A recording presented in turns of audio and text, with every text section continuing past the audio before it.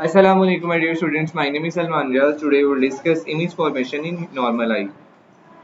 In healthy eye, light rays from an object pass the cornea and lens. कह रहा है जो एक सेहतमंद आंख होती है उसमें से लाइट रेज जो हैं उसके अंदर लाइट रेज एंटर होंगी कॉर्निया से या लेंस के जरिए, कॉर्निया से फिर लेंस में जाएंगी, focuses directly on to the retina, फिर उसके बाद जो इमेज फॉर्मेशन है वो रेटिना पे हो जाएगी, forming a sharp and clear image. Work similarly to how convex lens form the real image. कह रहा है सेम ये कन्वेक्स लेंस की तरह काम करती है इंसानी आंख. Rays from top and bottom of object converge at a specific point of the retina. Top से और बॉटम से किसी भी ऑब्जेक्ट से लाइट रेज जो है वो कन्वर्ज हो जाएंगी एक स्पेसिफिक पॉइंट्स के ऊपर, रेटिना के ऊपर इमेज फॉर्मेशन हो जाएगी. जो near point for a normal person है, नियर पॉइंट मतलब जो सबसे करीब कोई बंदा सही से देख सकता है नॉर्मल पर्सन के लिए, वो 25 centimetre. Normal eye can see object clearly from 25 centimetre near point all the way to infinity. और इन्फिनिटी तक देख सकता है, फार पॉइंट इसका इन्फिनिटी है, मतलब दूर तो बहुत दूर तक देख सकता है, मतलब उसकी कोई लिमिट ही नहीं है, लेकिन करीब जो है सबसे करीब वो 25 सेंटीमीटर है. ठीक है.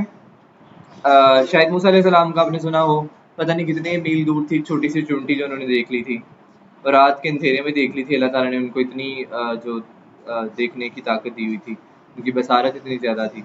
ठीक है, तो देखने में तो करीब से देखने में तो 25 सेंटीमीटर है, लेकिन दूर से देखने में कोई लिमिट नहीं है, इन्फिनिटी तक इंसान देख सकता है. हाउ आई वर्क्स, काम किस तरह से करती है. Cornea outer transparent layer first to bend incoming light. जो आउटर ट्रांसपेरेंट लेयर है वो सबसे, जो इनकमिंग लाइट है सबसे पहले वो बेंड करेगी. उसके बाद लेंस, लेंस जो है adjust shape accommodation to focus light precisely. Lens अपनी शेप को थोड़ा सा बदलेगा, ठीक है, लाइट को फोकस करने के लिए. उसके बाद retina, retina light sensitive screen है एट द बैक, बैक के ऊपर, और ये इनर मोस्ट लेयर होती है, इसके ऊपर इमेज फॉर्मेशन हो जाती है, रिसीव द फोकस्ड इमेज. और यहाँ जो है इमेज जो है, जो आपने लाइट रेज इस ऑब्जेक्ट से वो आपकी इमेज फॉर्मेशन रेटिना के ऊपर होगी. फिर रेटिना के ऊपर होने के बाद ऑप्टिक नर्व के जरिए से आपको ब्रेन को मैसेज भेज दिया जाता है कि ये चीज़ है, और वो आपको परसेप्शन उस चीज़ की हो जाती है. देखिए जी, ये आपके पास है इंटरनल स्ट्रक्चर ऑफ आई, मतलब एनाटमी ऑफ आई है, जिसमें फर्स्ट ट्रांसपेरेंट पार्ट जो है ये वाला ब्लू कलर से इसको मेंशन किया, ये ट्रांसपेरेंट होता है, इसको कॉर्निया बोला जाता है. ये आपको नजर आ रहा है एक लेंस जो कि अपनी शेप को चेंज करेगा according to the light. Light कहाँ से आ रही है, करीब से है, दूर से है, किस तरह का ऑब्जेक्ट आप देख रहे हैं उस हिसाब से. उसके बाद इसकी तीन तरह की लेयर होती हैं. पहली लेयर सेक्रीला सेक्लेरा, उसके बाद कोराइड, उसके बाद जो इनर मोस्ट लेयर है वो रेटिना. रेटिना के ऊपर जो है इमेज फॉर्मेशन होगी. इमेज फॉर्मेशन के बाद ये एक नर्व जो है दिमाग की तरफ जाएगी, जो आपको इमेज का परसेप्शन आपके दिमाग में बना देगी, और आप उस चीज़ को देख कर समझ जाओगे. बाकी सारा हमारे से रिलेटेड नहीं है, वो बायो वाले देखेंगे. ठीक है, फिजिक्स में बस इतना ही चाहिए था. नेक्स्ट है जी myopia. Myopia mean short sightedness. A person can clearly see nearby objects but struggles to see distant ones. करीब से तो चीज़ें सही से देखता है, लेकिन दूर की चीज़ देखने में उसको दिक्कत पेश आती है, मुश्किल होती है. व्हाट हैपेंस, इसमें होता क्या है, eye lens bends light too strongly. जो आई लेंस है वो बहुत ज़्यादा बेंड कर देता है चीज़ों को, लाइट को बहुत ज़्यादा बेंड कर देगा. Image forms in front of the retina instead of on it. Retina पर बनने की बजाय रेटिना के सामने इमेज बन जाएगा, मतलब रेटिना तक लाइट पहले ही पहुंच के बेंड होके कन्वर्ज हो चुकी होगी, तो उस दौरान रेटिना पे बनना चाहिए, रेटिना पर जाकर कन्वर्ज होनी चाहिए, लेकिन क्या था, उससे पहले ही रेटिना के इन फ्रंट पे इमेज फॉर्मेशन हो जाएगी. Distant objects appear blurry. और जो दूर की चीजें हैं वो उसको धुंधली नजर आएंगी. अब इसकी दो मेन कॉजेज हैं. लेंस टू स्ट्रॉन्ग है, eye lens becomes too curved. जो आई का लेंस है वो बहुत ज्यादा कर्व हो गया है, जो कि लाइट को रेटिना से पहले ही फोकस करा देता है, जिस वजह से image formation in front of retina हो जाती है बजाय कि वो रेटिना पे होती. इस वजह से आपको डिस्टेंट ऑब्जेक्ट ब्लरी नजर आएंगे. आई बाल टू लार्ज, या आंख का जो आई बाल है वो इतना बढ़ चुका है, distance between cornea and retina increases. Cornea और रेटिना के दरमियान जो डिस्टेंस है वो बढ़ चुका है. Focused image falls short of retina. जो इमेज है वो रेटिना तक नहीं पहुंच पाती, बल्कि उससे पहले ही बन जाती है. करेक्शन क्या है, इसमें कनकेव लेंस यूज कर लें, ग्लासेस के अंदर कनकेव लेंस यूज कर लें, या कॉन्टैक्ट लेंसेज भी आप डायरेक्ट आंखों में पहन सकते हो, जो लाइट को सेपरेट आउट करेगा बिफोर द इंटर द आंख में इंटर होने से पहले लाइट को फैला देगा. Eyes natural lens can then focus them correctly onto the retina. फिर जो आई का नेचुरल लेंस है वो उसको फोकस करके रेटिना के ऊपर इमेज फॉर्मेशन बनाएगा.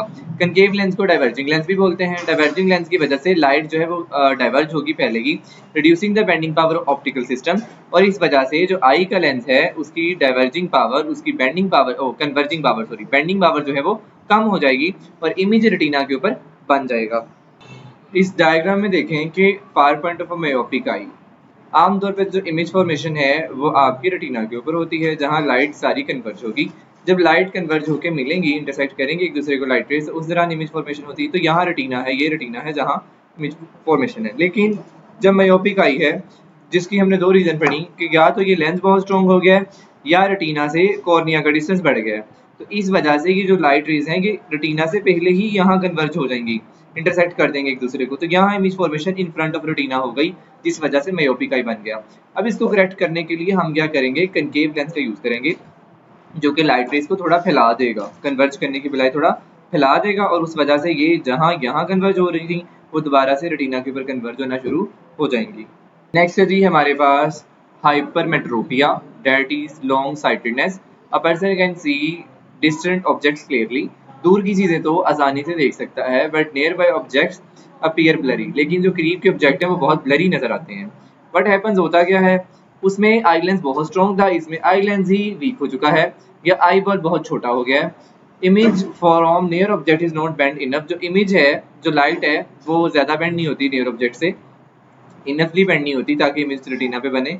Image forms behind the retina, ना इन फ्रंट बनेगी बल्कि रेटिना से बिहाइंड जाके बनेगी, बजाय कि रेटिना के ऊपर बनती। इस वजह से क्लोजअप विजन जो है वो ब्लरी नजर आता है। दो रीजन है इसकी, लेंस टू वीक है जो कि लाइट को इनफ बेंड नहीं करता, ये आई बार बहुत स्मॉल हो गया जिसकी वजह से रेटिना और कॉर्निया जो एक दूसरे के करीब हो गए, ये रेटिना और लेंस एक दूसरे के करीब हो गए हैं, जिसकी वजह से जो इमेज का फोकस है बियॉन्ड द रेटिना बनता है। अब इस दौरान आप क्या कर सकते हो, लाइट को कन्वर्ज करा दो, कन्वेक्स लेंस यूज करो ग्लासेस के अंदर, या कंटेक्ट लेंसेज यूज कर सकते हो।